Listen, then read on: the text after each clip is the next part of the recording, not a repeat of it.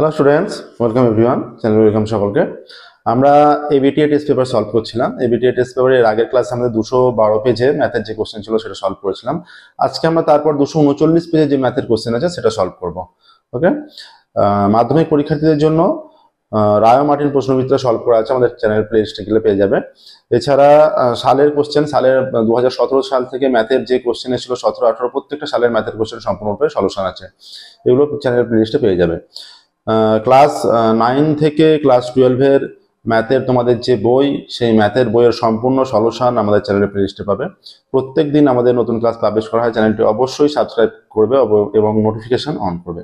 শুরু করছি আজকের ক্লাস। দেখো 239 পেজের 1, 2, 3, 4 এই 4টে দাগের যে শর্ট কোশ্চেনগুলো থাকে, 1-এর দাগ এবং 2-এর দাগের মিলে যে শর্ট কোশ্চেন, সেই 36 নম্বরের শর্ট কোশ্চেন আমরা আজকের ক্লাসে সলভ করে দিচ্ছি।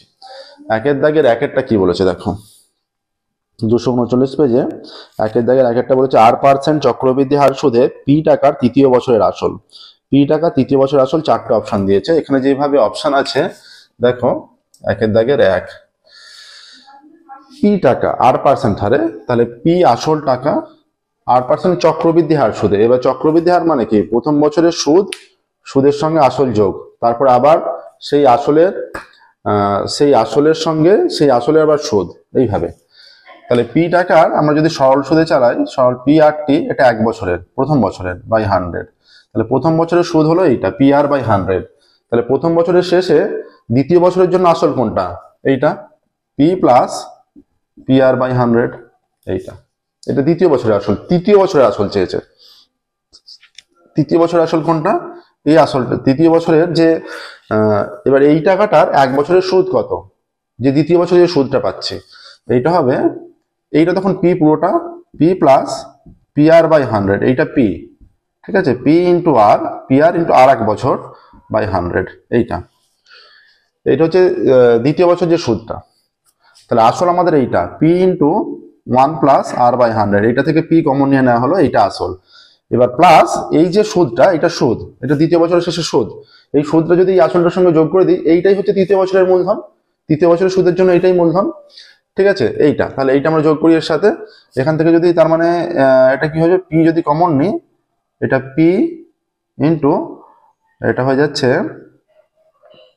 P R square by 100, P into 1 plus R by 100, নিচে 100 থেকে যাচ্ছে, তাই তো, P into 1 plus R by 100 into R by 100, এই আকারে আসছে। দেখো কি বলেছে এখানে এক্সাক্ট, এখানে বলেছে যে তৃতীয় বছরের আসল। তৃতীয় বছরের আসল মানে দ্বিতীয় বছরের সুদ আসল, তাই তো, দ্বিতীয় বছরের সুদ আসল। তার মানে এইটা আসছে, এইটা আসছে। এটা কোন অপশনে আছে দেখো, ঠিক আছে, এটা কোন অপশন আছে, এই আকারেই আছে। আমি ডাইরেক্ট চক্রবৃদ্ধি সুদের ক্ষেত্রে দ্বিতীয় 2 বছর শেষে সমূল চক্রবৃদ্ধি প্রয়োগ করে দিতে পারতাম, কিন্তু সেটাকে আবার সিম্পলিফাই করতে হতো। যে আকারে অপশনগুলো দেওয়া আছে সেই আকারে নিয়ে আসার জন্য আমরা এইভাবে ক্যালকুলেশনটা করলাম। এখানে দেখো যেভাবে অপশনটা আছে, সি এর অপশনটা যেভাবে আছে সেই অপশনটা অ্যান্সার আসছে, সি এর অপশনটা। এবং সি এর অপশনটা একটা মিস করে গেছে, দেখো এইখানে পিটা দেয়নি, এই পিটা কিন্তু হবে, ঠিক আছে। তাহলে অপশন সি উত্তর, অপশন সি উত্তর, সেটা হবে P into 1 plus R by 100 plus P into 1 plus R by 100 into R by 100, এইটা, ঠিক আছে।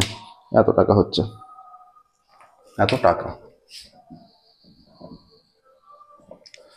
2-এরটা দেখো কি বলেছে, এই পেজটা একটু টাফ পেজ আছে, ঠিক আছে। আচ্ছা এবার দেখো 2-এরটা বলছে একটি একচল বিশিষ্ট দ্বিঘাত সমীকরণে যে পদ্ধতিতে চলের ঘাত শূন্য। দেখো একচল বিশিষ্ট দ্বিঘাত সমীকরণ লিখছি আমরা।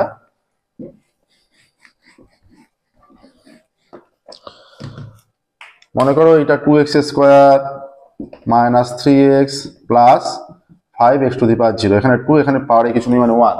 যে পদ্ধতিতে চলের ঘাত শূন্য, এই পদ্ধতিতে চলের ঘাত শূন্য, এই যে, ঠিক আছে, তার মানে 5x টু দি পাওয়ার 0 মানে 1, ঠিক আছে। এবার যদি যে পদ্ধতিতে চলের ঘাত শূন্য, কি বলেছে, যে পদ্ধতিতে চলের ঘাত শূন্য সেই পদ্ধতি যদি অনুপস্থিত থাকে, তাহলে সেই দ্বিঘাত সমীকরণের একটি বীজ সর্বদা, বলছে সেই যে পদ্ধতিতে চলের ঘাত শূন্য সেটা অনুপস্থিত, মানে এটা নেই, তার মানে সমীকরণটা হয়ে যাচ্ছে এইটা 2x square plus 3x equal to 0, এইটা সমীকরণ।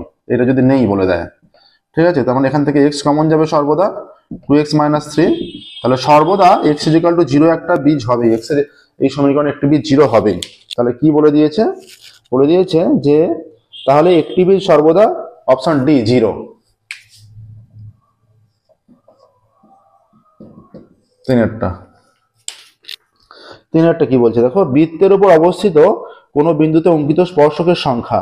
বৃত্তের উপর অবস্থিত কোনো বিন্দুতে, একটি নির্দিষ্ট বিন্দুতে স্পর্শকের সংখ্যা কত।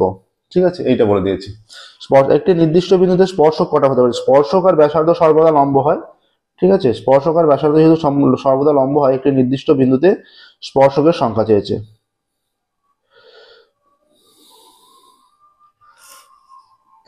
একটি বৃত্তের উপর অবস্থিত, বৃত্তের উপর তো এই একটা বিন্দু, এখান থেকে কেন্দ্র থেকে এইটা এইভাবে স্পর্শক হচ্ছে। ঠিক আছে, বলছে বৃত্তের উপর অবস্থিত কোনো বিন্দুতে অঙ্কিত স্পর্শকের সংখ্যা আছে। বৃত্তের উপর অবস্থিত কোনো বিন্দুতে অঙ্কিত স্পর্শকের সংখ্যা। বৃত্তের উপর কোনো বিন্দুতে অবস্থিত সংখ্যা, বৃত্তের উপর যদি বিন্দুটা অবস্থিত হয় তাহলে কোনো বিন্দুতে স্পর্শকের সংখ্যা একটিই হবে। ঠিক আছে, এটা তোমাদের অ্যান্সারটা ভুল আছে, দুটি অ্যান্সার দেওয়া আছে, এটা একটি হবে। একটি বিন্দুতে একটি স্পর্শক হবে। ঠিক আছে, বৃত্তে এবার যদি বলে বাইরের কোনো বিন্দু থেকে বৃত্তের উপর স্পর্শক, তখন দুটো হতে পারে। বৃত্তের বাইরের কোনো বিন্দু থেকে বৃত্তের উপর স্পর্শক দুটো হতে পারে, কিন্তু বৃত্তের উপর অবশ্যই একটি বিন্দুতে একটি স্পর্শক, একটি নির্দিষ্ট বিন্দুতে। আচ্ছা,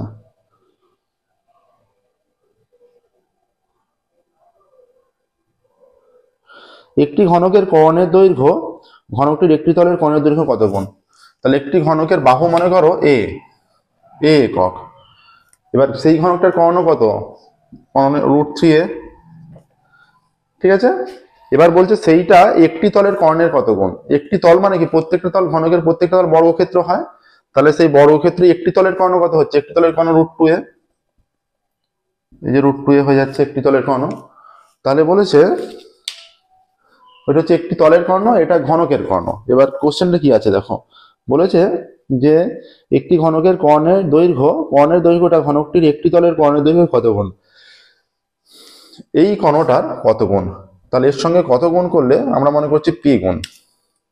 যদি পি গুণ বলে দিই, আমরা মনে করছি পি গুণ ইজ ইকুয়াল টু, এটা পি দিলে সমান হচ্ছে মনে করো। ঠিক আছে, পি গুণ। তাহলে পি গুণ যদি আমরা বলে দিই, তাহলে পি এর মানটা কত আসছে দেখো। পি এর মানটা বের করলে হবে, এ কেটে যাচ্ছে, P is equal two √3/√2, P is equal to √2 দিয়ে গুণ করলে ওপরে √2 × √3, √6/2, √2 দিয়ে ওপর নিচে গুণ করলাম, √6/2 আসছে, √6/2 দেখো, √6/2 পি এর মান। ঠিক আছে, তাহলে কোন অপশন আছে, অপশন সি √6/2, এটাই হবে অপশন সি, √6/2 গুণ। ঠিক আছে, দেখে নাও প্রসেসটা।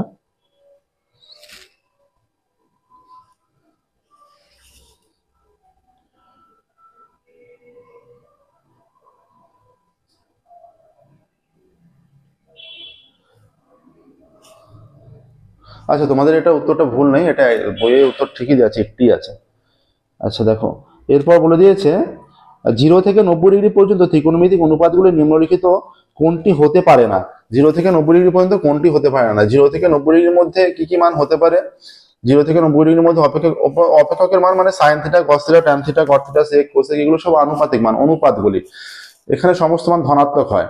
0 হয় যেমন সাইন 0 0, কস 90 0, অসংজ্ঞাত হয় যেমন ট্যান 90 অসংজ্ঞাত, কট 0 অসংজ্ঞাত। এখানে কি বলেছে, এবার কোনটি হতে পারে না, কোনো ভ্যালু ঋণাত্মক হতে পারে না। ঋণাত্মক যদি অপশনে থেকে থাকে হবে ইয়েস, অপশন সি তে ঋণাত্মক আছে, তাহলে কোনো ভ্যালু ঋণাত্মক হতে পারে না। তাহলে 5এরটা অপশন সি, 5এর অপশন সি ঋণাত্মক হতে পারে না। ঠিক আছে, আচ্ছা, কোনো ভ্যালু ঋণাত্মক হতে পারে না। এরপর দেখো শেষেরটা বলছে, তোমরা বইয়ে দেখতে পাচ্ছ নিশ্চয়ই, মোট ছাত্রছাত্রীর সংখ্যা 84 জন এবং ছাত্রছাত্রীদের প্রাপ্ত নম্বরের বিভাজন নিম্নরূপ। তাহলে প্রথমে আছে 0 থেকে 10, 10 থেকে 30, 30 থেকে 60, তাহলে 60 থেকে 70, 70 থেকে মধ্যমা শ্রেণীর শ্রেণীদৈর্ঘ্য, মধ্যমা শ্রেণীর শ্রেণীদৈর্ঘ্য দেখাই যাচ্ছে 30, অপশন সি 30, অপশন সি মধ্যমা শ্রেণীর শ্রেণীদৈর্ঘ্য 30। ঠিক আছে, মধ্যমা শ্রেণীর শ্রেণীদৈর্ঘ্য 30। দেখো 30 থেকে 60 আছে, অন্তর্গত 60 - 30, অন্তর চলে আসছে 60 - 30 ইজ ইকুয়াল টু 30, মধ্যমা শ্রেণীর শ্রেণীদৈর্ঘ্য 30। ঠিক আছে, মধ্যমা শ্রেণীর শ্রেণী দৈর্ঘ্য হয়ে যাচ্ছে 30। এবার দেখো 2 এর দাগে যাব। এমসিকিউ কমপ্লিট হয়ে গেল, 2 এর দাগে যাচ্ছি।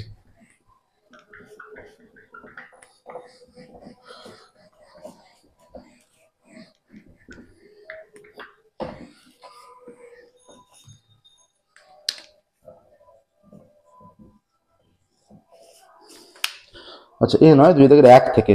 অংশীদারি কারবারে অংশীদারগণের নিজ মূলধন যদি সমান সময় ধরে ব্যবসায় নিয়োজিত থাকে, সমান সময় ধরে নিয়োজিত থাকে, তবে তাকে ড্যাশ অংশীদারি কারবার বলা হয়। সমান সময় ধরে নিয়োজিত থাকে, তাহলে তাকে সরল অংশীদারি কারবার বলা হবে। এর নয়, 1 এর। মিশ্র হবে না, আলাদা আলাদা সময় হলে মিশ্র। এটা সরল অংশীদারি কারবার, শূন্যস্থানে। 2 এরটা দেখো, এটা সরল অংশীদারি কারবার।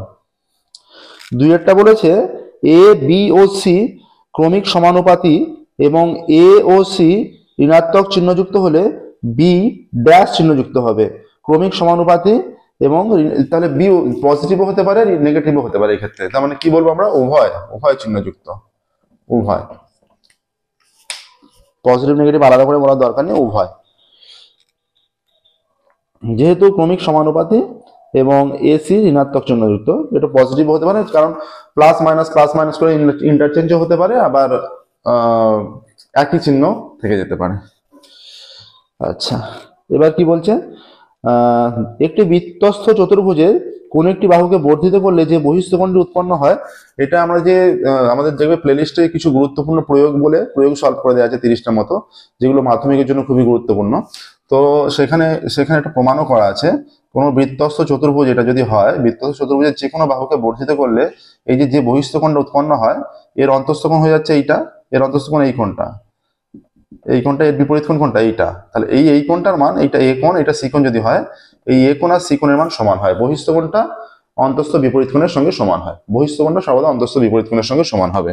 তাহলে কি বলেছে এখানে, শূন্যস্থানে কি হবে, যে বহিঃস্থ কোণটি উৎপন্ন হয় তা ড্যাশ কোণের সঙ্গে সমান। বহিঃস্থ কোণটি উৎপন্ন হয় তা অন্তঃস্থ বিপরীত কোণের সঙ্গে সমান।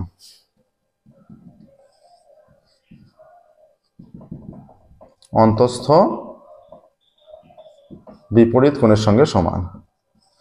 4 দেখো, 4 বলেছে লম্ববৃত্তাকার চোঙের পার্শ্বতলের ক্ষেত্রফল, লম্ববৃত্তাকার চোঙের পার্শ্বতলের ক্ষেত্রফল চোঙের বৃত্তাকার তলের পরিধি ইন্টু ড্যাশ। লম্ববৃত্তাকার চোঙের পার্শ্বতলের ক্ষেত্রফল কত, 2 পাই আর এইচ ইজ ইকুয়াল টু বৃত্তাকার তলের পরিধি কত, 2 পাই আর। এর সঙ্গে কি গুণ করলে এইটা আসছে, তার মানে এইচ মানে উচ্চতা। তাহলে আমরা শূন্যস্থানে উচ্চতা লিখবো, তাহলেই হবে। শূন্যস্থান হচ্ছে উচ্চতা, পরিধি ইন্টু উচ্চতা। এই যে এটা পরিধি ইন্টু উচ্চতা, এটা উচ্চতা, পরিধি ইন্টু উচ্চতার গুণফল, ঠিক আছে, সেটাই পার্শ্বতলের ক্ষেত্রফল হয়ে যাবে। আচ্ছা, তাহলে এটা 4 একটা হলো, তাই তো। তারপর দেখো, একটি বৃত্তের ব্যাসার্ধের দৈর্ঘ্যের সমান দৈর্ঘ্য বৃত্তচাপ ওই বৃত্তের কেন্দ্রে যে সম্মুখ কোণ উৎপন্ন করে, সমান দৈর্ঘ্যের বৃত্তচাপ বৃত্তের কেন্দ্রে যে সম্মুখ কোণ উৎপন্ন করে সেটা কত, দেখো এটা রেডিয়ানে, তো এই যে S is equal to R theta. এখানে বলছে এইটা, এই দুটো সমান হলে, এস এই দুটো সমান হয়ে গেলে কি হবে, এস আর আর সমান হয়ে গেলে, তাহলে থিটা ইজ ইকুয়াল টু, মনে করো এস আর আর সমান, এটা এস বাই আর, তো সমান হয়ে গেলে কেটে যাচ্ছে, মনে করো দুটো সমান, দুটোই মনে করো 5 5 বা কিছু একটা মান কেটে যাচ্ছে, তাহলে থিটা ইজ ইকুয়াল টু কিছু মানে 1, তাহলে 1 রেডিয়ান হয়ে যাচ্ছে, ঠিক আছে। তাহলে এখানে কোণের মান বলেছে হয়ে যাচ্ছে 1 রেডিয়ান।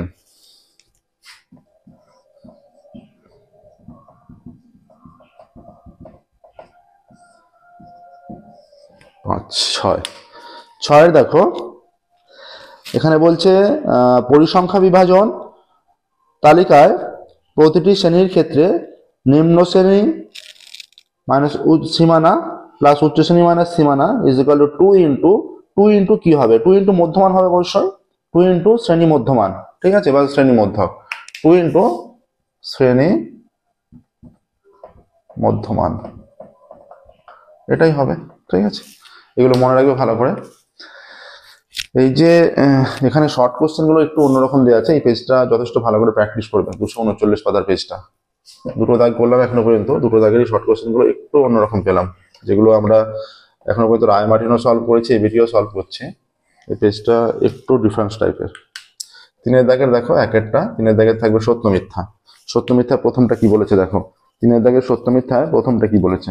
সত্য মিথ্যা প্রথমটাই বলা আছে, যে বার্ষিক 8% সরল সুদের হারে 100 টাকার 1 বছরের সুদ আসলের r/100 তাহলে বার্ষিক 8% সরল সুদের হারে, তাহলে পি মনে করো আসল, তাহলে পি আসলের 8% সরল সুদের হারে 1 বছরের সুদ কত, P R T by 100, P R into 1, T এর মান 1, 1 বছর বাই 100, তার মানে কি আসছে এটা, পি আর বাই 100 এত টাকা, তার মানে আসল পি, তার মানে পি এর r/100 হচ্ছে, তো তার মানে যেটা বলেছে সত্য হচ্ছে, তাহলে এটা গুণ করলে রেজাল্টটা আসছে, তার মানে এটা সত্য।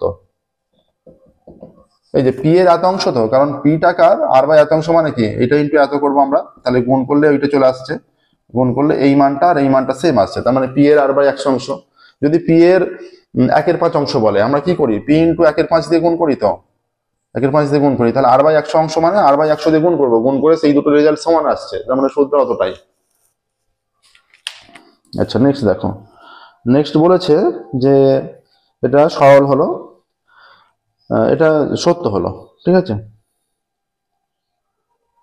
এবার দেখো এরপর আছে, বলছে কোনো দ্বিঘাত মিশ্র কোনো মিশ্র দ্বিঘাত করণের ক্ষেত্রে সকল কর্ণীয়সক উৎপাদকই পূরক করণীয়, কিন্তু পূরক করণী মাত্রই কর্ণীয়সক উৎপাদক নয়, ঠিক আছে। এই যে তথ্যটা দেওয়া আছে, সকল কর্ণীয়সক উৎপাদকই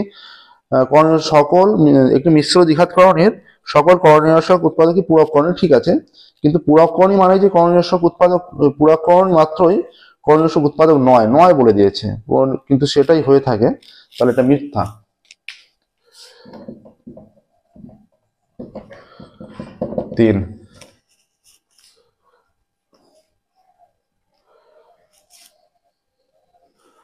3 দেখো, 3 বলেছে কোন বৃত্তের একাধিক জ্যা কেন্দ্রে সমান কোণ উৎপন্ন করলে জ্যাগুলি সর্বদা পরস্পর সমান্তরাল। বলছে একাধিক জ্যা কেন্দ্রে সমান কোণ উৎপন্ন করলে, কোন বৃত্তের ধরো এখানে আছে, কোন বৃত্তের যে সকল জ্যায়ের দৈর্ঘ্য সমান হবে তারা, মানে একই দৈর্ঘ্য বিশিষ্ট জ্যাগুলি সমান কোণ উৎপন্ন করতে পারে। আবার এইটা যদি আমরা বলি 60 ডিগ্রি কোণ উৎপন্ন করেছে, আমরা ধরে নিচ্ছি, এরকম একটা জ্যা যদি এইটা আর এইটা সমান, এরাও তো এখানে 60 ডিগ্রি কোণ উৎপন্ন করবে, কিন্তু এই দুটো এখানে লম্ব হচ্ছে না, হ্যাঁ এই দুটো এখানে লম্ব হচ্ছে না, তাহলে সকল জ্যা যে সমান কোণ উৎপন্ন করলেই সমান্তরাল হতে হবে তার কোনো নিশ্চয়তা নেই। হ্যাঁ, সমান দৈর্ঘ্যের সমান্তরাল হলে কোণ উৎপন্ন হবে, না হলেও হওয়া সম্ভব, ঠিক আছে, না হলেও হওয়া সম্ভব, তাহলে এটা মিথ্যা হয়ে যাচ্ছে। 4 দেখো, 4 বলেছে 4 কি বলা আছে, একটি গোলকের সমগ্রতলের ক্ষেত্রফল গোলকটির ব্যাসার্ধের সমান দৈর্ঘ্য বিশিষ্ট 4টি বৃত্তের ক্ষেত্রফলের যোগফলের সমান। গোলকের সমগ্রতলের ক্ষেত্রফল কি, গোলকের সমগ্রতলের ক্ষেত্রফল 4πr²। 4πr², কি বলেছে, সমগ্রতলের ক্ষেত্রফল গোলকটির ব্যাসার্ধের, তাহলে গোলকের ব্যাসার্ধ আর, গোলকের ব্যাসার্ধের সমান ব্যাসার্ধ বিশিষ্ট 4টি বৃত্তের ক্ষেত্রফলের সমান, গোলকের ব্যাসার্ধ আর, তাহলে একটি বৃত্তের ক্ষেত্রফল কত, πr², তাহলে 4টির কত, πr² প্লাস πr², 4টে যোগ করলে 4πr² হচ্ছে, তার মানে এই দুটো সমান হয়ে যাচ্ছে, তাহলে এটা সত্য। এটা ভালো দিয়েছে অঙ্কটা, অন্যরকম একদম। আচ্ছা তারপর দেখো,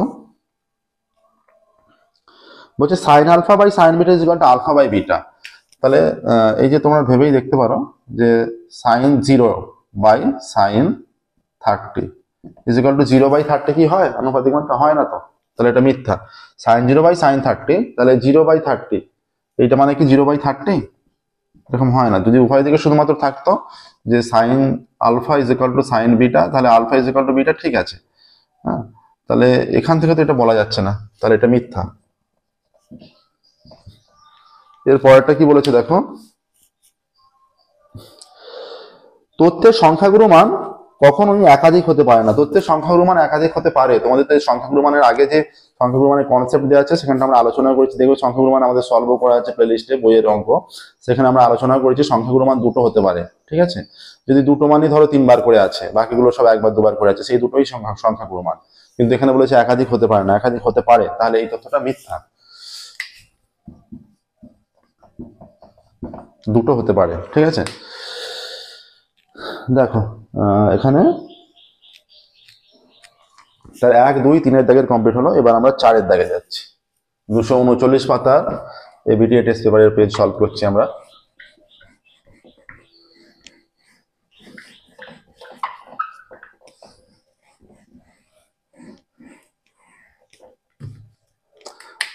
4 দাগের 1। দেখো বলা আছে প্রথমটায়, বার্ষিক 5% সরল সুদের হারে এক ব্যক্তি কিছু টাকা ব্যাংকে জমা রাখেন। 5 বছর পর তিনি কিছু টাকা ব্যাংকে জমা 5 বছর পর তিনি কত টাকা পাবেন, যেখানে সুদ আসল থেকে 12,500 টাকা কম। আসলটা সুদ আসল থেকে 12,500 টাকা কম। ধরি আসল সমান পি টাকা, তাহলে সুদ আসল থেকে 12,500 টাকা কম, 12,500 টাকা কম। তাহলে মনে করো এটা আসলটা 50,000, তাহলে সুদ আসল নিশ্চয়ই 62,500 হবে, তবে আসল সুদ আসল থেকে কম। তার মানে সুদটা কত হয়ে যাচ্ছে, সুদ নিশ্চয়ই 12,500 হচ্ছে, এটা ঘুরিয়ে বুঝলেই বুঝতে পারবে। অতএব সুদ হয়ে যাচ্ছে 12,500 টাকা। আচ্ছা, সুদের হার কত, 5% বলে দেয়া আছে, ঠিক আছে। এবার কি চেয়েছে, এখানে সময় চেয়েছে নিশ্চয়ই। আচ্ছা, সময়ও বলে দেয়া আছে, তাহলে মোট কত টাকা পাবেন বলছে, কিছু টাকা জমা রাখেন, 5 বছর পর তিনি মোট কত টাকা পাবেন, যেখানে সুদ আসল থেকে এত টাকা বেশি। বলছে 5% সরল সুদের হারে এক ব্যক্তি কিছু টাকা ব্যাংকে জমা রাখেন, 5 বছর পর তিনি মোট কত টাকা পাবেন, যেখানে সুদ আসল থেকে 12,500 টাকা কম। আসলটা সুদ আসল থেকে 12,500 টাকা কম, তাহলে তিনি সুদ আসলে কত টাকা পাবেন। তাহলে এখানে পিটা প্রথমে বের করে নিতে হবে। সময় কত, 5 বছর।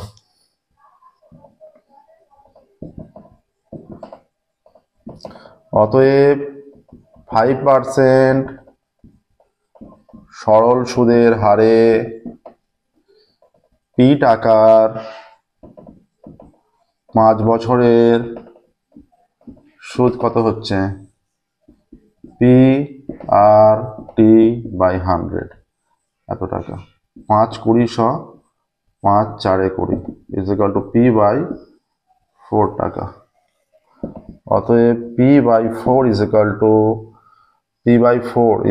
টু 12,500। অতএব পি ইজ ইকুয়াল টু 0 0 4 5 20 0 হাতে 2 4 দোকানে 8 আর 2 10 0 হাতে 1 4 4 5, এটা 50,000 আসছে। অতএব আসল 50,000, আসল সমান 50,000 টাকা, ঠিক আছে। অতএব বলছে আসলটা সুদ আসল থেকে অত কম, তাহলে সুদ আসল নিশ্চয়ই 12,000। অতএব সুদ আসল কত, সুদ আসল ইজ ইকুয়াল টু 50,000 টাকা প্লাস 12,500 টাকা ইজ ইকুয়াল টু 62,500 টাকা, ঠিক আছে। সুদ আসল 62,500 টাকা। বলেছে তিনি 5 বছর পর কত টাকা পাবেন, তাহলে 5 বছর পর তিনি, অতএব 5 বছর পর তিনি 62,500 টাকা পাবেন। 5 বছর পর তিনি 62,500 টাকা পাবেন, ঠিক আছে। দেখো প্যাকেটটা হয়ে গেল। যথেষ্ট ভালো অঙ্ক ছিল এটা। অন্যরকম অঙ্কগুলো কিন্তু এই পেজের অঙ্কগুলো অন্যরকম দিয়েছে, একটু ঘুরিয়ে দিয়েছে। অঙ্কগুলো অতটাও শক্ত নয়, কিন্তু স্ট্যান্ডার্ড অঙ্ক দিয়েছে, একটু ঘোরানো আছে, ভালোভাবে বুঝে করতে হবে, ঠিক আছে।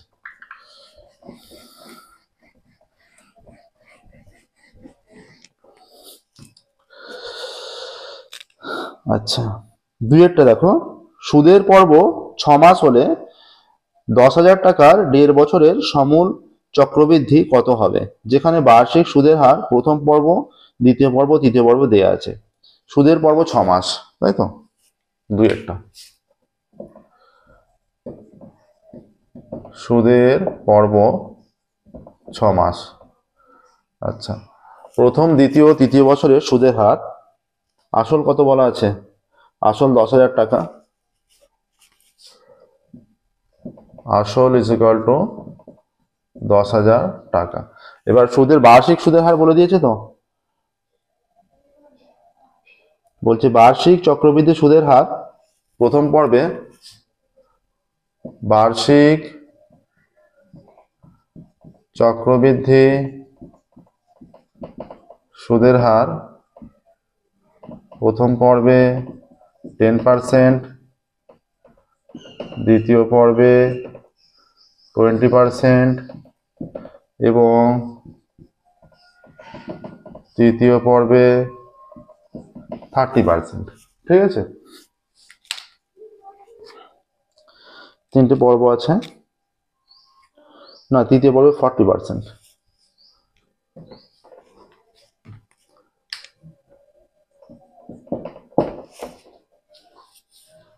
তাহলে দেখো বলছে 1.5 বছর পর 1.5 বছরের সমূল চক্রবৃদ্ধি কত? অতএব 1.5 বছরের সমূল চক্রবৃদ্ধি 1/2 এত বছরের সমূল চক্রবৃদ্ধি হয়ে যাবে P ইন্টু মানে 10,000 ইন্টু 1 প্লাস R/100। আর এর মান এখানে এই যে 10%, যেহেতু 6 মাস পর্ব তাহলে সেটা 8টা 2 দিয়ে ভাগ হয়ে যায়, সূত্রটা এটাই, সেটা 2 দিয়ে ভাগ হয়ে যাবে। হ্যাঁ, 6 মাস যেহেতু, সুদের পর্ব যেহেতু 6 মাস, 2 দিয়ে ভাগ। যদি বলতো 3 মাস তাহলে 4টে পর্বে 1 বছর হয়, তাহলে 4 দিয়ে ভাগ হয়ে যেত 3 মাস পর্ব হলে। 4 মাসে পর্ব হলে 3 দিয়ে ভাগ হয়ে যেত, কারণ 3টে 4 মাসে 1 বছর হয়। ঠিক আছে, তাহলে এটা 10/2, আমরা ভাগটা দেখাচ্ছি না, একবারে 5/100 করে দিচ্ছি। তারপরে হয়ে যাবে দুটো পর্ব 2 ইন্টু হাফ, তার মানে একই হয়ে যাচ্ছে, আর ক্যালকুলেশনটা দেখাচ্ছি না বা এখানে করে রাখছি।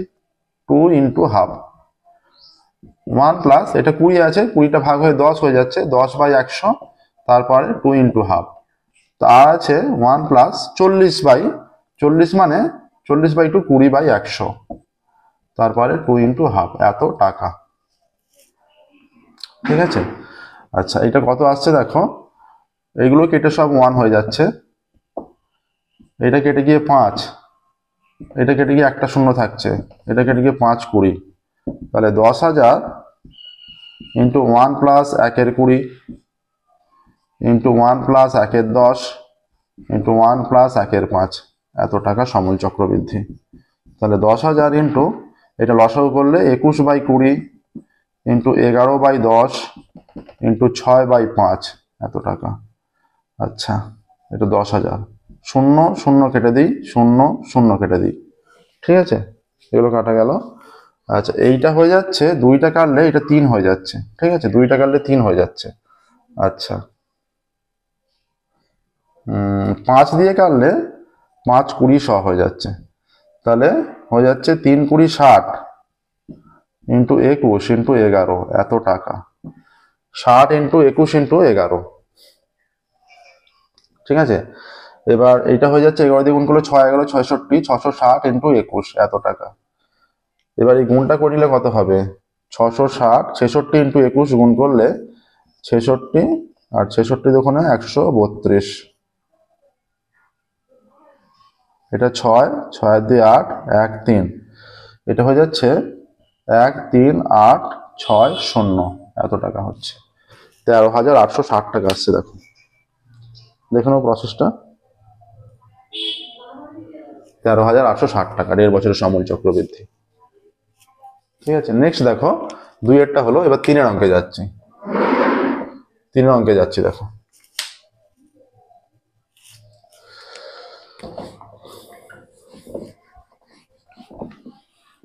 খুব ভালো অঙ্ক দিয়েছিল এটা। 3 অঙ্ক কি বলেছে, 3 অঙ্ক বলা আছে x = √5 প্লাস 1 হলে দেখাতে বলেছে x² - 2x = 4, x = √5 plus 1, x √5 plus 1।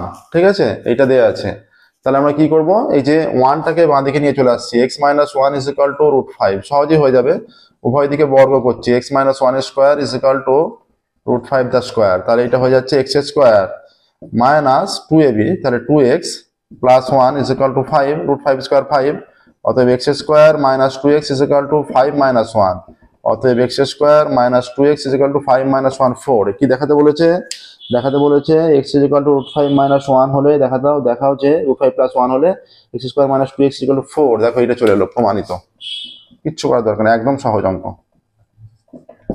ঠিক আছে, নেক্সট দেখো, 3 হয়ে গেল, এবার 4 দাগে যাব।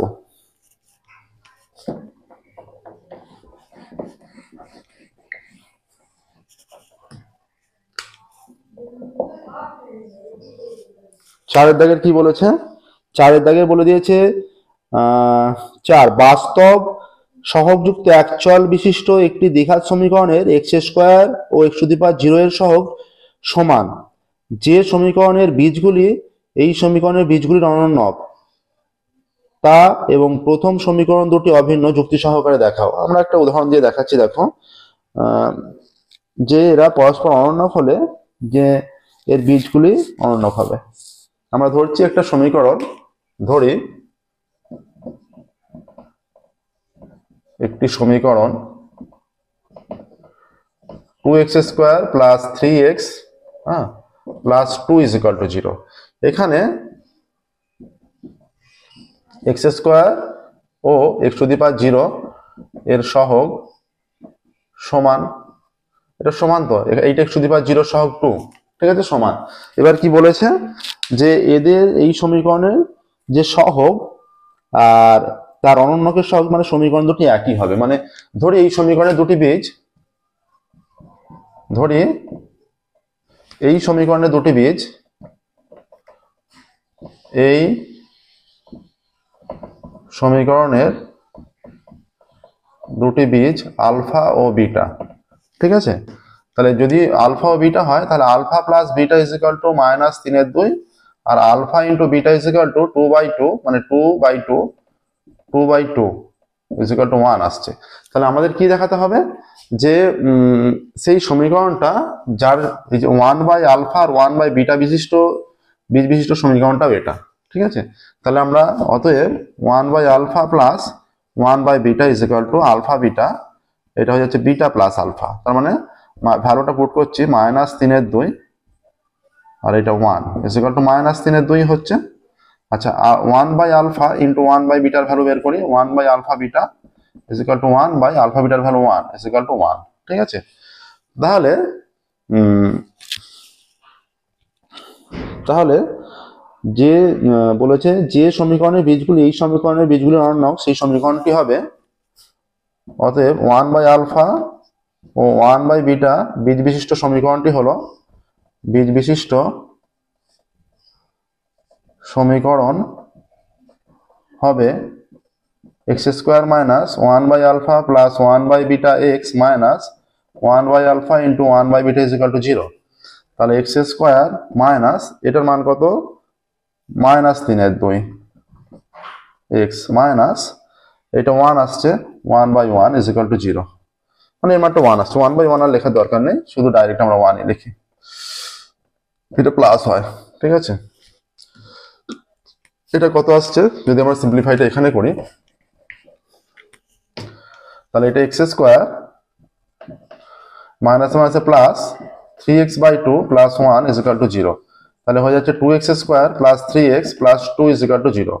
2 যেহেতু হরে আছে পুরোটাকে উভয় দিকে 2 দিয়ে গুণ করলে এই সমীকরণটাই আসছে। তাহলে দেখো এই যে এই দুটো সমীকরণ অভিন্ন হয়ে গেল, একই হয়ে গেল। তাহলে আলফা বিটা বীজ যাদের, এই দুটো যদি একই মান হয়, আলফা বিটা বীজ যাদের আর 1/α 1/β বীজ যাদের, সেই দুটো সমীকরণ একই। তাহলে আমরা এখানে স্টেটমেন্টটা দিয়ে দিতে পারবো যে অতএব যে সমীকরণ বীজগুলি এই সমীকরণের বীজগুলি অনন্যক, অতএব সমীকরণ দুটি অভিন্ন, এটাই লিখে দিচ্ছি। অতএব সমীকরণ দুটি অভিন্ন, ঠিক আছে। দেখো 4 হলো, এবার দেখো 5 অঙ্কে যাবো।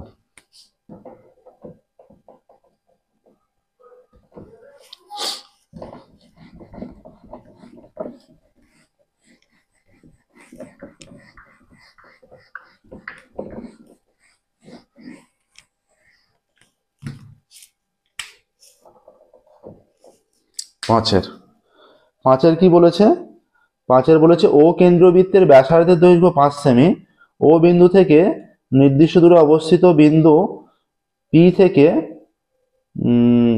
P Q O P R বৃত্তের দুটি স্পর্শক বহিস্থ বিন্দু পি থেকে। আচ্ছা, ও কেন্দ্রবৃত্তের একটা এর ব্যাসার্ধ 5 সেমি, নির্দিষ্ট দূরে অবস্থিত পি বিন্দু, এখানে পি কিউ আর পি আর দুটো স্পর্শক, ঠিক আছে, এইরকম আছে পি কিউ পি আর, এটা ও কেন্দ্র। তাহলে এখানে কি বলে দিয়েছে, তারপর তারপরও বলা আছে পি কিউ ও আর চতুর্ভুজের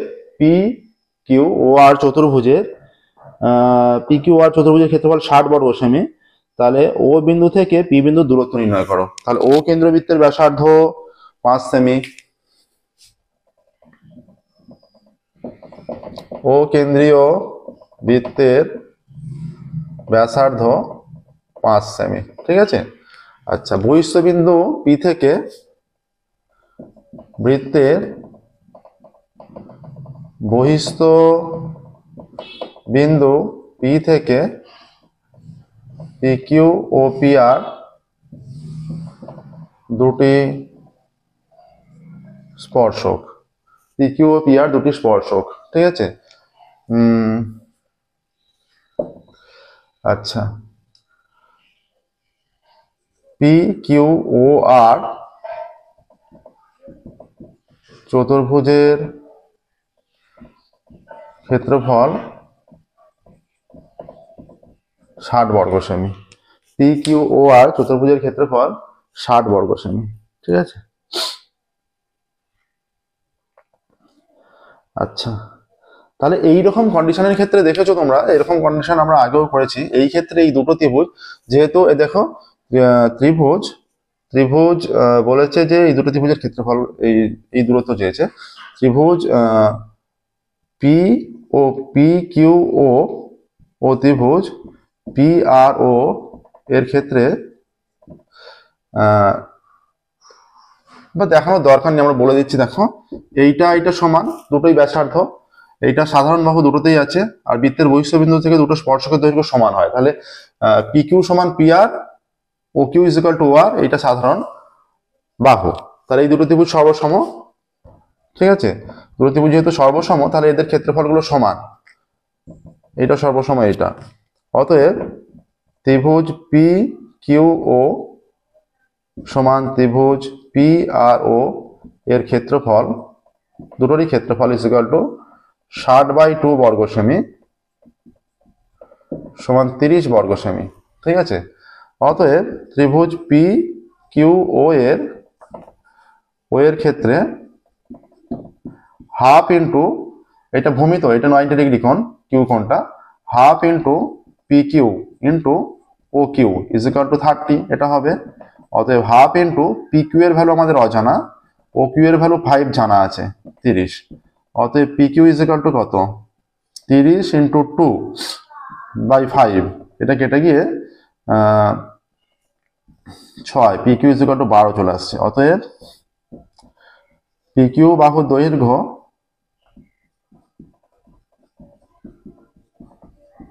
12 সেমি, ঠিক আছে। অতএব ত্রিভুজ পি কিউ ও থেকে পাই, আচ্ছা এইটা 90 ডিগ্রি কোণ, তো এর বিপরীত বাহু ওপিটা অতিভুজ হয়ে যাচ্ছে। তাহলে অতিভুজ square is equal to OP square, মানে অতিভুজ স্কয়ার ইজ ইকুয়াল টু লম্ব স্কয়ার প্লাস ভূমি square, O Q square plus P Q square.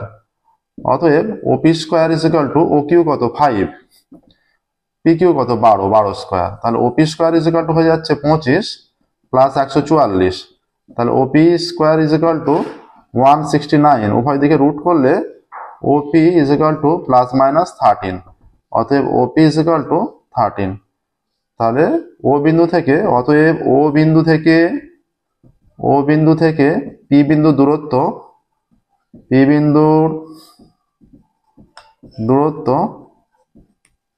13 semi.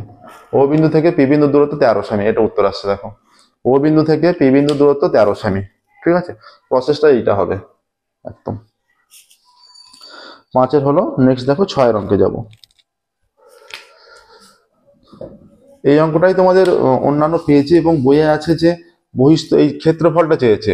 বৃত্তের ব্যাসার্ধ 5 সেমি বলে দিয়েছে, যে বহিস্থ বিন্দু পি, তার দূরত্ব কেন্দ্র থেকে 13 সেমি, ঠিক আছে।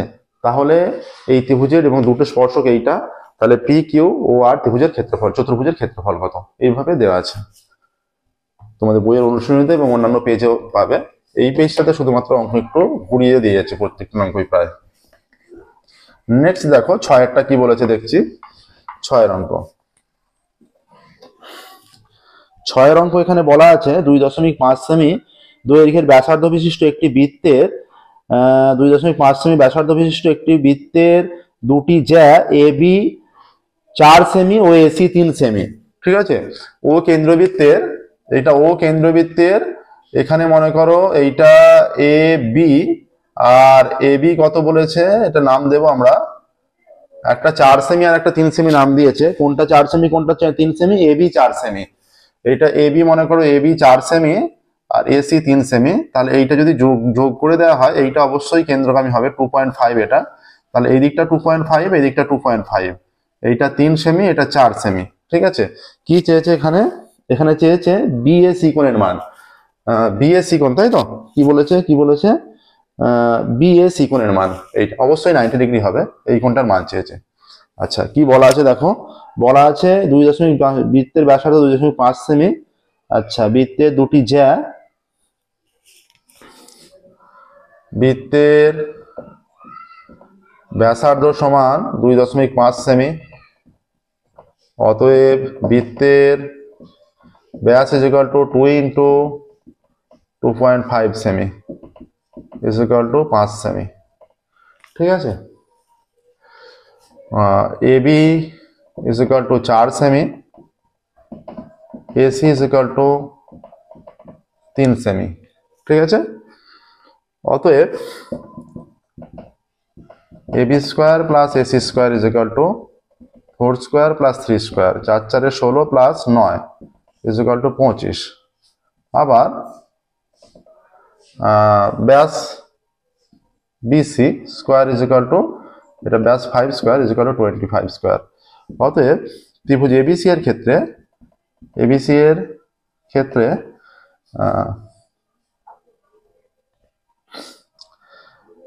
এবিসি এর ক্ষেত্রে আমরা বিসিটা বের করেছি। ধরো এবিসি এর ক্ষেত্রে আমাদের ব্যাস এসছে, আমরা যদি এখন জানি না যে বিসিটাই আমাদের ব্যাস, যদি আমরা এখানে দেখিয়েছি কিন্তু এখানে বিসিটা ব্যাস আমরা উল্লেখ করি না এখনো, এবার এখানে পাবো যে বিসিটা ব্যাস প্রমাণ করতে পারবো যে BC square is equal to AB square plus AC square হয়ে যাচ্ছে। যেহেতু এটা হচ্ছে অতএব আমরা বলতে পারি, অতএব বিসি, যেহেতু এটা হচ্ছে অতএব বিসি বৃত্তের ব্যাস, অতএব কোণ বিএসি অর্ধবৃত্তস্থ কোণ, অতএব কোণ বিএসি এর মান 90 ডিগ্রি। ঠিক আছে, এইটা হচ্ছে দেখো বিএসি এর মান 90 ডিগ্রি।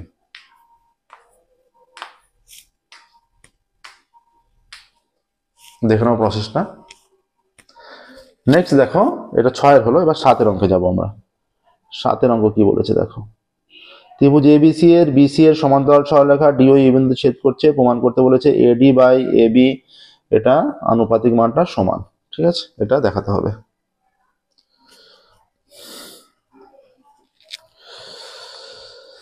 আচ্ছা, দেখে নাও এই প্রসেসটা ভালো করে।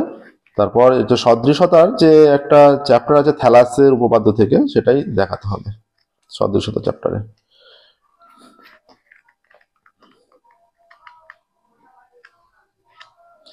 থ্যালাসের উপপাদ্য তোমরা করেছো প্রত্যেকেই।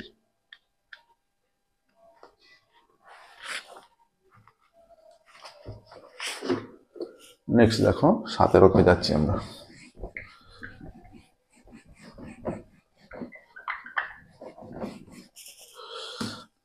আচ্ছা,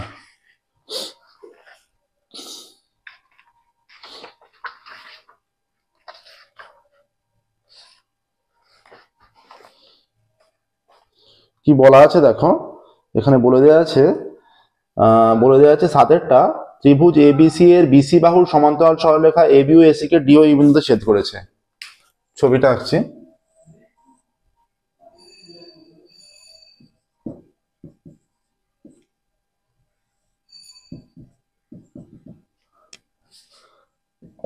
সাথে ত্রিভুজ এবিসি এর বিসি বাহুর সমান্তরাল সরলরেখা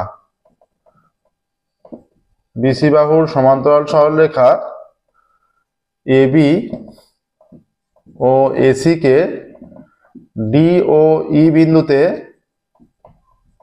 ছেদ করেছে, তাই তো। ত্রিভুজ এবিসি এর বিসি বাহুর সমান্তরাল সরলরেখা এবি ও এসি কে ত্রিভুজ এবিসি এর বলা আছে ত্রিভুজ এবিসি এর বিসি বাহুর সমান্তরাল সরলরেখা এবি ও এসি কে ডিও বিন্দুতে ছেদ করেছে AD by AB is equal to AE by EC.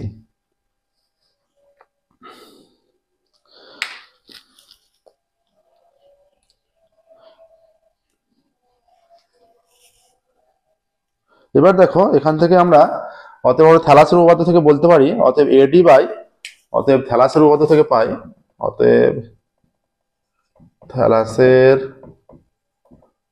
উপপাদ্য মানে থ্যালাসের উপপাদ্য থেকে যেগুলো স্টেটমেন্টগুলো আলাদা আলাদাভাবে আমরা বিভিন্নভাবে দেখাতে পারি সেই রকমই একটা দেখাতে বলেছে। উপপাদ্য থেকে পাই থ্যালাসের উপপাদ্য থেকে আমরা ডাইরেক্ট কি লিখতে পারি যেটা থ্যালাসের উপপাদ্য। হ্যাঁ, এখানে দেখাতে বলছে AD by AB is equal to দেখাতে বলেছে যেটা দেখাতে বলেছে AD by AB is equal to AE by AC, তাই তো?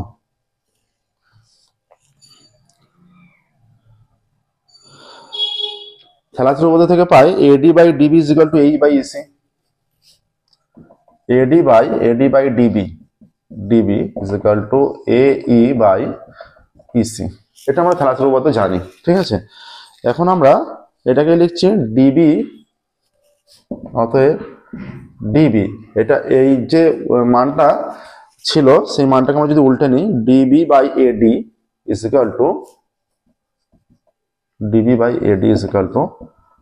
ইসি বাই এই, ঠিক আছে? ইসি বাই এই উভয় দিকে উল্টে নিলাম।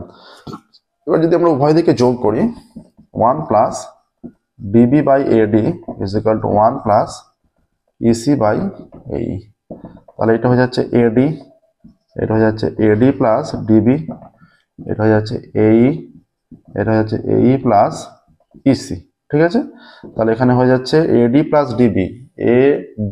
ডিবি পুরোটা হয়ে যাচ্ছে এবি, তাই তো?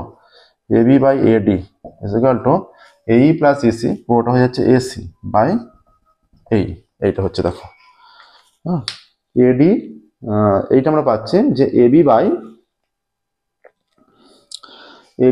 এডি is equal to AE by AC, AC by AE. এবার আমরা যদি উভয় দিকে মানটা উল্টে দিই অতএব এখান থেকে AD by AB is equal to AE by AC, উভয় দিকে উল্টে দিলাম, ঠিক আছে? এটাই তো প্রমাণ করতে বলেছে, দেখাতে বলেছে AD by AB is equal to AE by AC. দেখো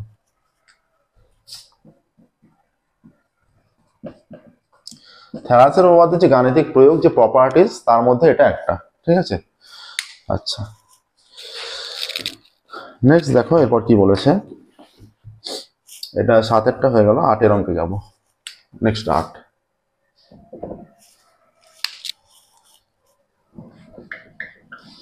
এগুলোও কিন্তু আসতে পারে, ঠিক আছে?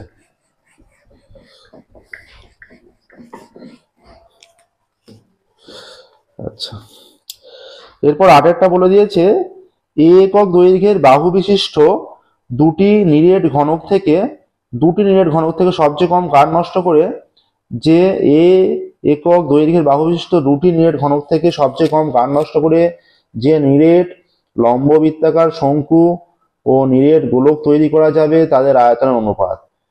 একক দৈর্ঘ্যের বাহু বিশিষ্ট দুটি নিরেট ঘনক থেকে যে সবচেয়ে কম কাঠ নষ্ট করে যে নিরেট লম্ববৃত্তাকার শঙ্কু ও নিরেট গোলক তৈরি করা যাবে তাদের আয়তনের অনুপাত। তাহলে একক বাহু বিশিষ্ট মনে করো দুটি ঘনক, এই একটা ঘনক পাশাপাশি আছে দুটি নিরেট ঘনক থেকে, তাহলে প্রথম যে আমরা শঙ্কু পাবো ঘনকের বাহুর দৈর্ঘ্য ইজ ইকুয়াল টু এ একক। তাহলে দুটি ঘনক মিলে তাহলে অতএব তাহলে শঙ্কুর ব্যাসার্ধ কত হবে? শঙ্কুর ব্যাস সমান এ একক হয়ে যাবে। অতএব শঙ্কুর ব্যাসার্ধ is equal to A by 2 একক। অতএব শঙ্কুর উচ্চতা কত হবে? এ প্লাস এ আমরা 2a হয়ে যাবে, দুটি নিরেট ঘনক থেকে বলেছে 2a একক। অতএব শঙ্কুর আয়তন কত? 1/3 pi r square H, a by 2 তার স্কয়ার ইন্টু 2a, এত ঘন একক।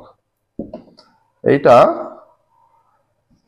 1/3 পাই a²/4 ইন্টু 2a ঘন একক। আচ্ছা, এইটা কেটে যাচ্ছে 2, হয়ে যাচ্ছে পাই a³ বাই 3 দুগুণে 6, 6 পাই a³ বাই 6 ঘন একক। আচ্ছা, এবার বলছে কি বলেছে যে যে নিরেট গোলক তৈরি করা যাবে, কটা নিরেট, যে ও সবচেয়ে কম কার্য নষ্ট করে যে নিরেট লম্ববৃত্তাকার শঙ্কু হয়ে গেল ও যে নিরেট গোলক তৈরি করা যাবে তাদের আয়তনের অনুপাত। নিরেট গোলক, শঙ্কু ও গোলক, তাই তো? তাহলে গোলক কিভাবে তৈরি করা যাবে? গোলক এখানে হয়ে যাচ্ছে, এখানে আমরা শঙ্কুর পেয়ে যাচ্ছি,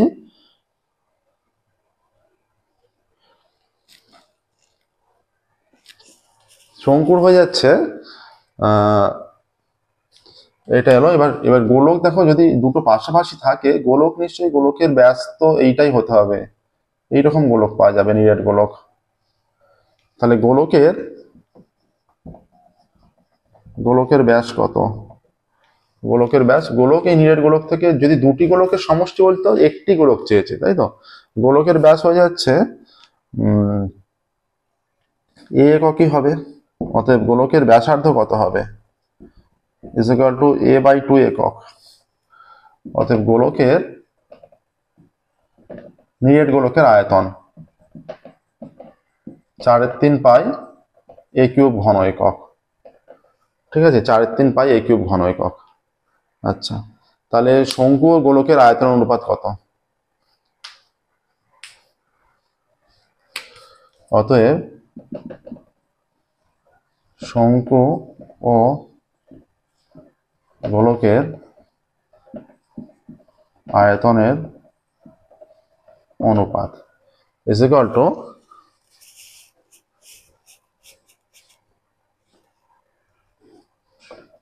পাই a³ বাই 6, এইটা আসছে একটা, ঠিক আছে, পাই a³ বাই 6।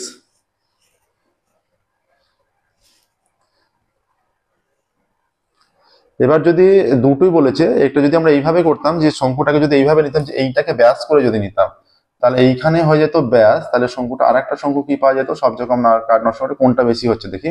যদি আমরা এইটাকে ব্যাস হিসাবে নিতাম আর উচ্চতাকে a হিসাবে নিতাম, 1/3 পাই, এটা হচ্ছে ব্যাসার্ধ, তখন a হয়ে যাচ্ছে 1/3 পাই r² ইন্টু a। আচ্ছা, এখানে হয়ে যাচ্ছে, এখানেও পাই a³ বাই, আচ্ছা এখানে বেশি, এখানে তো বেশি হয়ে যাচ্ছে, পাই a³ বাই 3। আচ্ছা, এখানে পাই a³ বাই 3 হয়ে যাচ্ছে। তাহলে এখানে যদি এইটা 4/3 পাই a³, এইটা আসছে, এইটা তুলে দিলে 1/6 4/3, 3 দিয়ে গুণ করে দিলে এইটা হয়ে যাচ্ছে 1:8 চলে আসে। কিন্তু এখানে মানটা আসবে যেটা, এইটা নিলে শঙ্কুর ক্ষেত্রে আমরা ব্যাসটা নেবো, দুটো তো বলেছে, দুটো পাশাপাশি থেকে ঘনকের বাহু হয়ে, তাহলে শঙ্কুর ব্যাস আমরা 2a নিয়ে নিচ্ছি, এইভাবে উচ্চতা এইভাবে ঘুরিয়ে নিয়ে এইটাকে বাহু করে নিয়ে এইটাকে উচ্চতা নিচ্ছি, শঙ্কু এইভাবে তৈরি করছি, ঠিক আছে? তখন ব্যাস হয়ে যাচ্ছে 2a, ব্যাসার্ধ হয়ে যাচ্ছে 2a/2 = a একক। আর উচ্চতাটাকে নিচ্ছি আমরা, তখন উচ্চতাটা শুধু একটারে, উচ্চতা a একক হয়ে যাবে। তাহলে তখন হয়ে যাচ্ছে 1/3, যদি একটু মুছে দিই, 1/3 পাই, এটা a², 1/3 pi a² into a। তাহলে 1/3 পাই a² ইন্টু a ঘন একক। তাহলে পাই, এটা square into a, pi a³ by 3 আসছে, পাই a³ বাই 3। আর গোলক যেটা হচ্ছে, গোলকের কিন্তু একই মান থাকছে, 4/3 পাই a³, ঠিক আছে? তাহলে দেখো, শঙ্কু ও গোলকের আয়তনের অনুপাত হয়ে যাচ্ছে, এইটা 3 হবে।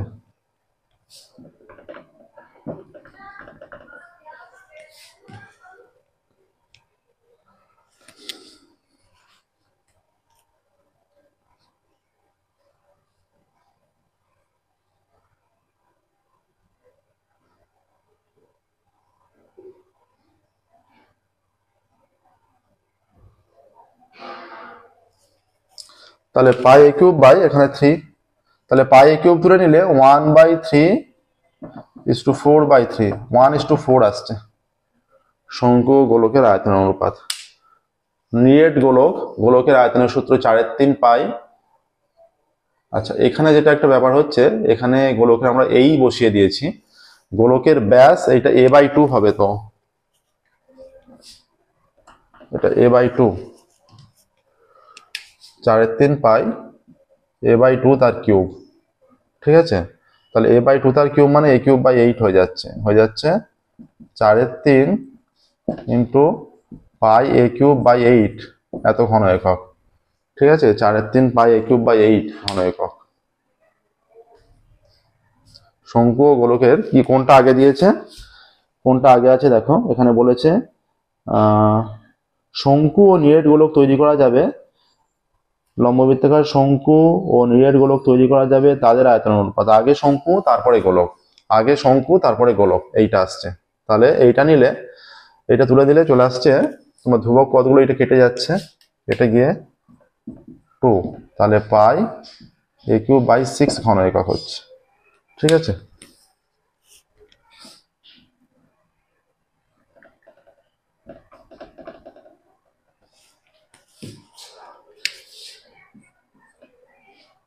পাই a³ তুলে দিলে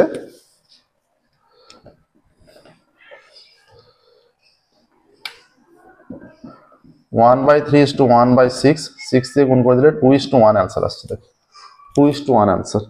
শঙ্কুর আয়তন অবশ্যই বেশি হবে, 2:1 আসবে। এটা তোমাদের 1:2 আছে, 1:2 আছে, অ্যান্সারটা ভুল দেওয়া আছে, ঠিক আছে। শঙ্কুর আয়তন বেশি হবে অবশ্যই, সবচেয়ে কম কার্ড নষ্ট করে শঙ্কুর আয়তন বেশি হচ্ছে।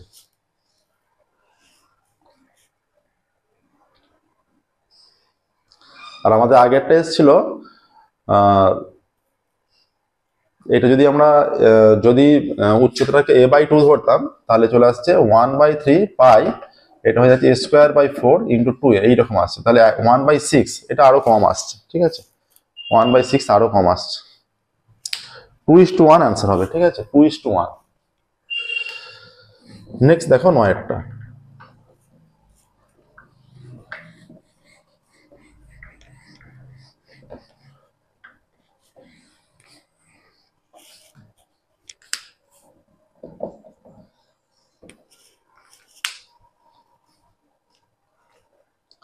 নয়েরটা কি বলেছে, নয়ের অঙ্ক বলা আছে নরম পিচবোর্ডের একটি আয়তাকার নরম পিচবোর্ডের একটি আয়তাকার টুকরোর দৈর্ঘ্য প্রস্থের 4 গুণ।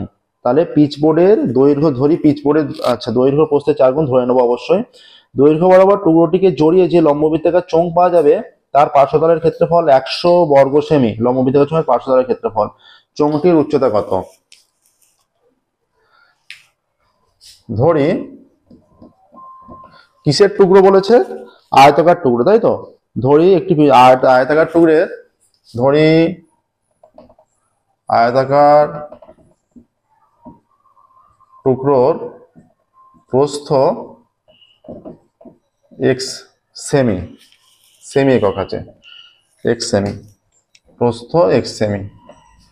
অতএব আয়তাকার টুকরোর দৈর্ঘ্য 4x সেমি, ঠিক আছে।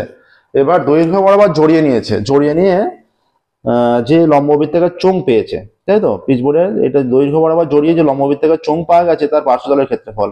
লম্ববৃত্তাকার চোঙের পার্শ্বতলের ক্ষেত্রফল, লম্ববৃত্তাকার চোঙের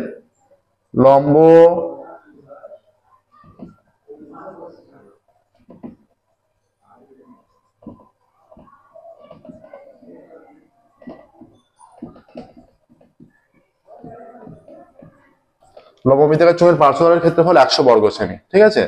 আচ্ছা, তাহলে যদি দৈর্ঘ্য বরাবর জড়িয়ে নেওয়া হয়, যে চোঙ পাওয়া যাবে এটা দৈর্ঘ্য ছিল এইটা, তাহলে এই যে দৈর্ঘ্যটাই তখন পরিধি হয়ে যাচ্ছে, তাই তো। দৈর্ঘ্যটাই তখন এই যে ভূমির পরিধি দৈর্ঘ্য হয়ে যাবে, ঠিক আছে। দৈর্ঘ্য বরাবর জড়িয়ে নেওয়া হচ্ছে, ভূমির পরিধিটা দৈর্ঘ্যের সমান হয়ে যাচ্ছে। তাহলে পার্শ্বতলের ক্ষেত্রফল, তাহলে আর না, দৈর্ঘ্য বরাবর জড়িয়ে নিচ্ছে, হ্যাঁ, ভূমির পরিধিটা প্রস্থর সঙ্গে সমান হয়ে যাচ্ছে। তাহলে চোঙের দৈর্ঘ্য, চোঙের উচ্চতা কত? চোঙের উচ্চতা ইজ ইকুয়াল টু, আচ্ছা এইটা এত বর্গ সেমি, মানে আমরা দৈর্ঘ্য যেহেতু জানি, তাহলে এই যে ক্ষেত্রফলটা, তাহলে এই যে আয়তাকার টুকরোর ক্ষেত্রফল আর পার্শ্বতলের ক্ষেত্রফল সমান হবে। অতএব আয়তাকার টুকরোর ক্ষেত্রফল, আয়তাকার টুকরোর ক্ষেত্রফল কত, এক্স ইন্টু 4x বর্গ সেমি, মানে আয়তাকার অবস্থায় থাকার ক্ষেত্রফলটা নিয়ে নিচ্ছি। আর তাহলে এটা কত এসে যাচ্ছে, 4x² বর্গ সেমি। শর্তানুসারে এই দুটো সমান হবে তো, অতএব শর্তানুসারে 4x² ইজ ইকুয়াল টু 100, তাহলে x² ইজ ইকুয়াল টু 100/4, তাহলে x² ইজ ইকুয়াল টু 25, অতএব x ইজ ইকুয়াল টু +-5, অতএব x ইজ ইকুয়াল টু 5, অতএব 4x is equal to 4 × 5 is equal two 20। ঠিক আছে, 20 হয়ে যাচ্ছে। আচ্ছা, তাহলে 20 যেহেতু হয়ে যাচ্ছে, এখানে 20 হয়ে যাচ্ছে, কি চেয়েছে এখানে, চেয়েছে যে চোঙটির উচ্চতা কত, তাই তো, চোঙটির উচ্চতা চেয়েছে। তাহলে চোঙটির উচ্চতা চেয়েছে, দৈর্ঘ্য বরাবর জড়িয়ে নেওয়া হয়েছে।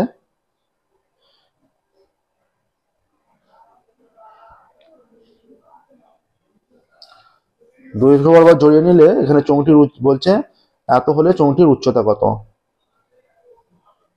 তাহলে চোঙের উচ্চতা চলে আসছে এখানে 5 সেমি, তাই তো, চোঙের উচ্চতা 5 সেমি। এবার যেভাবে এটাকে ঘুরিয়ে নেবে 5 সেমি বা এ বরাবর ঝরিয়ে নিলে তখন 20 সেমি হয়ে যাবে। এখানের কন্ডিশন অনুযায়ী কি বলেছে, এখানে বলেছে যে πr²h, তাহলে πr²h যেহেতু জড়িয়ে নেওয়া হচ্ছে, দৈর্ঘ্য বরাবর জড়িয়ে নিয়েছে, যে একটা কাগজের টুকরো, যদি আমরা কাগজ একটা পেতাম তাহলে এখানে কাগজের টুকরো থাকলে দেখানো যেত যে সেটাকে জড়িয়ে নেওয়া হয়েছে, যেহেতু এই যে দৈর্ঘ্য আর প্রস্থ, দৈর্ঘ্য বরাবর জড়িয়ে নেওয়া হয়েছে, দৈর্ঘ্য বরাবর যখন জড়িয়ে নেওয়া হলো, একদিকটা হচ্ছে পরিধির রূপ নিয়ে নেবে আর একদিকটা উচ্চতা থেকে যাবে, একদিকটা পরিধির রূপ নিয়ে নেবে আর একদিকটা উচ্চতা থেকে যাবে। তখন আমরা এখানে বলতে পারবো যে উচ্চতা হয়ে যাচ্ছে যে 4x এর মান একটা 20 হতে পারে, আবার 5ও হতে পারে। ঠিক আছে, এখানে দৈর্ঘ্য বরাবর যেহেতু জড়িয়ে নিয়েছে কাগজটাকে, এই যে এইটাকে যদি কাগজ ভাবো, এটা দৈর্ঘ্য এটা প্রস্থ, ঠিক আছে, তাহলে এইটাকে যদি জড়িয়ে নেওয়া হয় পুরোটা, এটাকে যদি এই বরাবর জড়িয়ে নেওয়া, উচ্চতা হচ্ছে এইটা উচ্চতা হয়ে যাচ্ছে, আর এই বরাবর জড়িয়ে নিলে তখন এইটা উচ্চতা হয়ে যাচ্ছে। ঠিক আছে, তাহলে দৈর্ঘ্য বরাবর এইভাবে জড়িয়ে নিলে এই যে 4x কত হয়ে যাচ্ছে, 4x উচ্চতা। ঠিক আছে,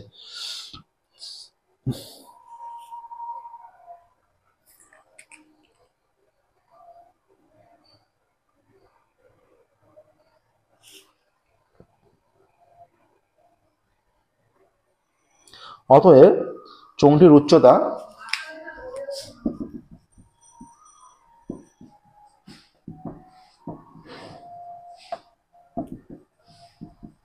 20 সেমি। ঠিক আছে, চোঙটির উচ্চতা 20 সেমি। এবার যেটাকে ঘুরিয়ে নেওয়া হবে, যদি অন্যভাবে নেওয়া হয় তাহলে 5 সেমি। এখানে বলেছে দৈর্ঘ্য বরাবর জড়িয়ে নেয়, দৈর্ঘ্য বরাবর যে লম্ববৃত্তাকার চোঙ তৈরি করা যাবে তার পার্শ্বতলের ক্ষেত্রফল এত হলে চোঙটির উচ্চতা কত। এবার দেখো যদি আমরা ঘুরিয়ে নিয়ে করি, এর পার্শ্বতলের ক্ষেত্রফলটা আমরা 20 ধরে আমাদের সঠিক উত্তর আসছে নাকি 100 আসছে, তাহলে আমাদের সূত্র কি, লম্ববৃত্তাকার 2πr/h, 2π/22/7, তাই তো, চোঙের পার্শ্বতলের ক্ষেত্রফল, লম্ববৃত্তাকার চোঙের পার্শ্বতলের ক্ষেত্রফল 2πr/h।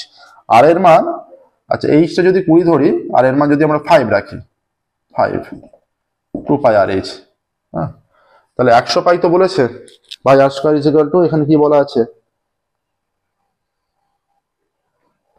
এখানে বলেছে শুধু 100 বর্গ সেমি, পাইটা নেই এখানে, 2πr/h শুধু 100 বর্গ সেমি বলা আছে।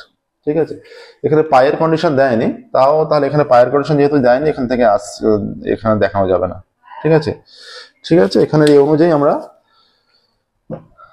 2πr/h গুণ হচ্ছে উচ্চতা 5 সেমি করে রাখছি। ঠিক আছে, এটা দেখো 9 হয়ে গেল, 10 অঙ্কে যাচ্ছে।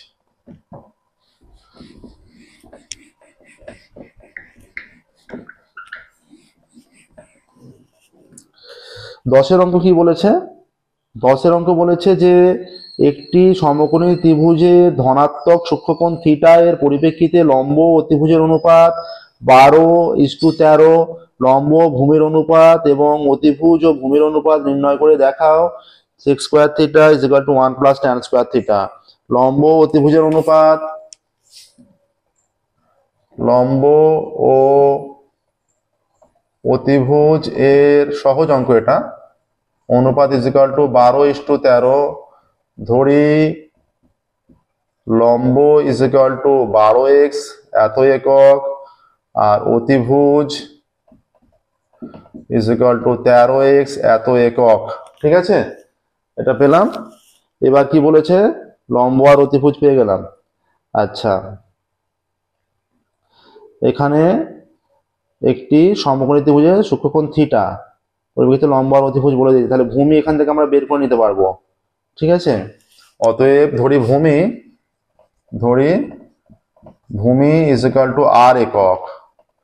অতএব লম্ব স্কোয়ার মানে 12x square plus R square is equal to 13x তার স্কোয়ার।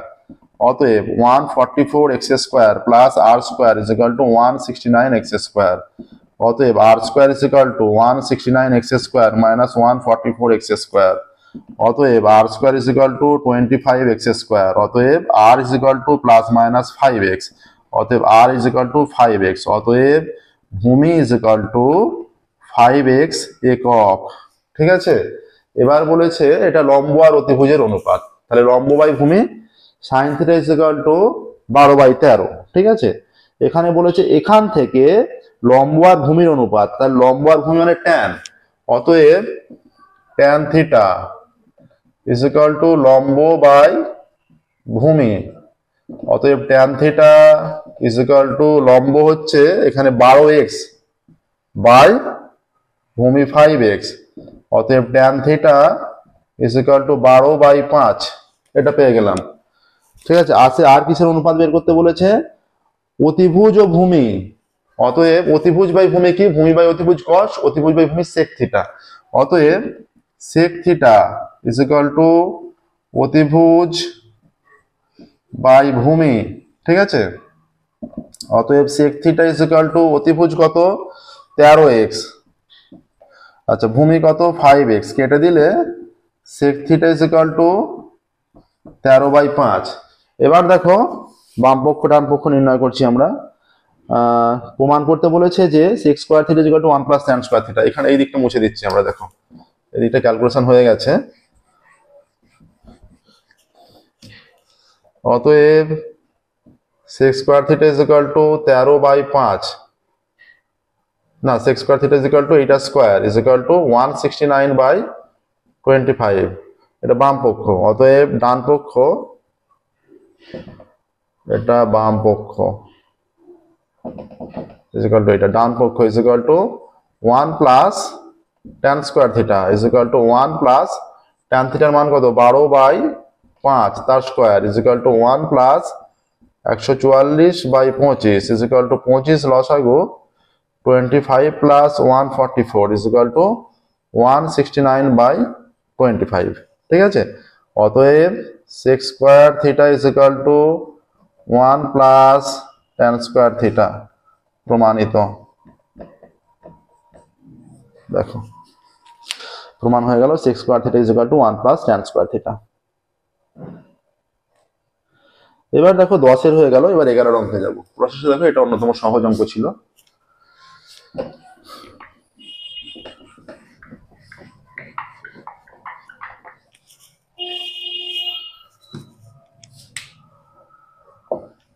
এগারোর কি বলছে দেখো, 11 অঙ্ক বলছে একটি ঘূর্ণায়মান রশ্মি যে কোনো অবস্থান থেকে ঘড়ির কাঁটার বিপরীত দিকে এক পাক সম্পূর্ণ ঘোরার পর, ঘূর্ণায়মান রশ্মি ঘড়ির কাঁটার বিপরীত দিকে ঘুরছে মানে ধনাত্মক কোণ উৎপন্ন করছে, এক পাক সম্পূর্ণ ঘুরলো মানে 360 ডিগ্রি কোণ উৎপন্ন করলো। তারপর বলছে বিপরীত দিকে এক পাক সম্পূর্ণ ঘোরার পর এক অর্ধপাক ঘুরে 30 ডিগ্রি কোণ উৎপন্ন করছে, আবার অর্ধপাক ঘুরেছে, ঘুরে আবার এরপর এক পাক সম্পূর্ণ ঘুরে আবার অর্ধপাক ঘুরেছে, ঘুরে আরো 30 ডিগ্রি কোণ উৎপন্ন করছে।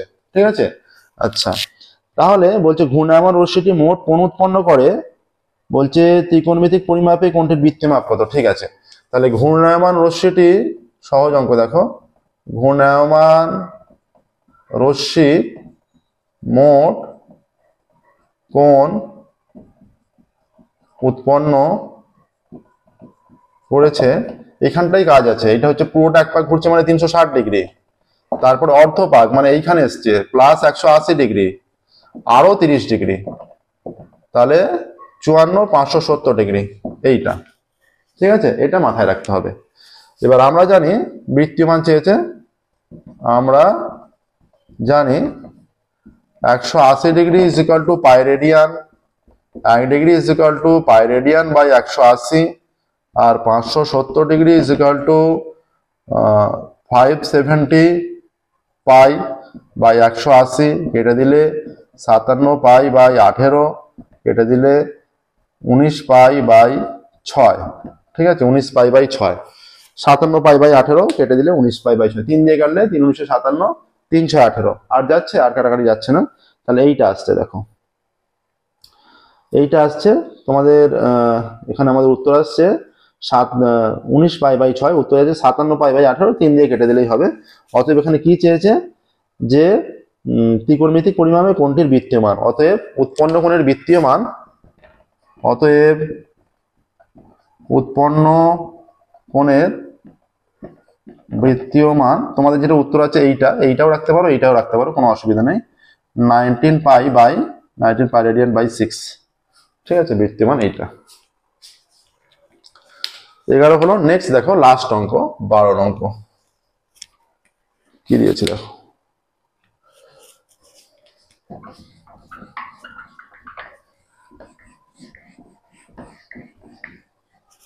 বারো অঙ্ক দেওয়া আছে, প্রমাণ করতে বলেছে X bar is equal to A plus H U bar, প্রমাণ করতে বলেছে। আচ্ছা, X bar is equal to দেওয়া আছে summation of F I U I is equal to summation of F I. আচ্ছা, X bar is equal to summation of F I U I by summation of F I, ঠিক আছে, এটা দেওয়া আছে x bar. আচ্ছা, এটা রাশিবিজ্ঞানের অঙ্ক, রাশিবিজ্ঞানের একটা সূত্র, এটা আমাদের সেই সূত্রটাই এখানে তুলে ধরেছে, ঠিক আছে, সেই সূত্রটাই আমাদের দেখাতে হবে। হ্যাঁ, ইউ বার এর মানটা দেখাতে বলেছে প্রমাণের সাহায্যে।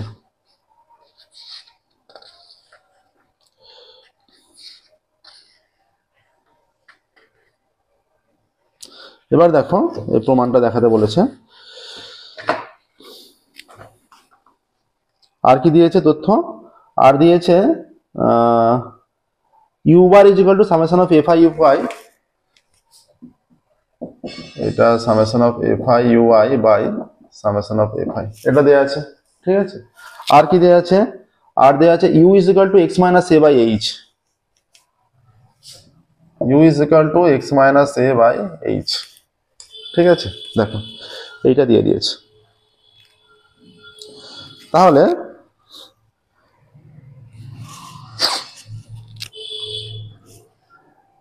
ওটা ইউআই মানে হচ্ছে এখানে, তাহলে অতএব আমরা এখান থেকে লিখতে পারি, দেখো পরপর স্টেপ অনুযায়ী এগোবো, যে u bar is equal to, আমরা যেটা পাচ্ছি u bar is equal to summation of F i u i by summation of F i is equal to, এটা ইউআই আছে, ওখানে যদি আমরা ইউআই পুট করি, এখানে যদি আই নেই আই হয়ে যাবে, তাহলে সামেশন অফ এফ আই এটা হয়ে যাচ্ছে x i minus a by h, ঠিক আছে, by summation of F I, ঠিক আছে, এটা হলো মানটা ঘুরিয়ে নিলাম। এবার যদি আমরা এটাকে সেপারেট করি, যে এফ আই ইন্টু জোর করে সেপারেট করি, তাহলে সামেশন অফ এফ আই পেয়ে যাচ্ছে, এটা এইচ আছে, তাহলে 1/এইচটা যদি বাইরে নিয়ে চলে আসে, এই এইচটা যদি বাইরে নিয়ে চলে আসে 1/এইচ, আর যদি সেপারেট করে লিখি সামেশন অফ, এটা হয়ে যাচ্ছে এফ আই এক্স আই, এই যে এটা গুণ করলাম, by summation of F I minus summation of F I, এটা A by summation of F I, এইটা হয়ে যাচ্ছে, ঠিক আছে, এই মানটা হচ্ছে। এবার দেখো সামেশন অফ এফ আই তো কেটে যাবে, এ পড়ে থাকবে এইখানটা, তাহলে এটা হয়ে যাচ্ছে, এটা u bar is equal to, এটা হচ্ছে 1/এইচ, এইটার মান কত, এটা এক্স বার, এটা এক্স বার, ঠিক আছে, এই যে এক্স বার বসিয়ে দিলাম।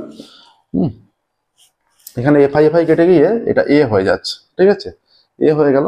এবার যদি আমরা কোনাকুনি গুণ করে দিই, অতএব দেখো কোনাকুনি গুণ করে দিলে, তাহলে X bar minus A is equal to H U bar হয়ে যাচ্ছে, এইচ ইউ বার, ঠিক আছে, এইচ ইউ বার হয়ে যাচ্ছে, তাহলে অতএব X bar is equal to হয়ে যাচ্ছে এইচ ইউ বার প্লাস এ, এইটা আসছে। দেখো কি দেখাতে বলেছে, এবার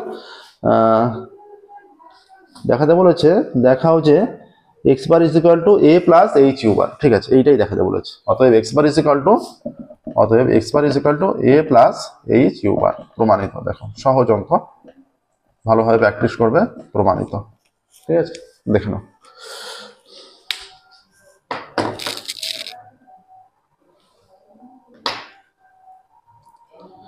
দেখো 12 দাগেরটা কমপ্লিট হলো।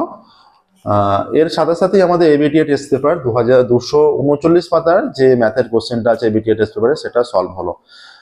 প্রত্যেকদিন আমাদের নতুন ক্লাস পাবলিশ করা হয়। আমাদের ক্লাস নিশ্চয়ই তোমাদের ভালো লাগছে। আমাদের ক্লাস ভালো লেগে থাকলে অবশ্যই ভিডিওটি লাইক করবে এবং চ্যানেলটি সাবস্ক্রাইব করবে, নোটিফিকেশন অন করবে, যাতে পরবর্তী ক্লাস আমাদের পাবলিশ করার সাথে সাথে তোমাদের কাছে নোটিফিকেশন পৌঁছে যায়। খুব দ্রুত পর্ষদের টেস্ট পেপার বের হয়ে যাবে। পর্ষদের টেস্ট পেপার বের হয়ে গেলে আমরা পর্ষদের টেস্ট পেপার সম্পূর্ণরূপে সলভ করবো। ওকে, আজকের মতো এখানেই স্টপ করছি। পরবর্তী ক্লাসে এবং এর পরে যে ম্যাথের পেজটা আছে সেটা সলভ করবো। Thank you very much everyone.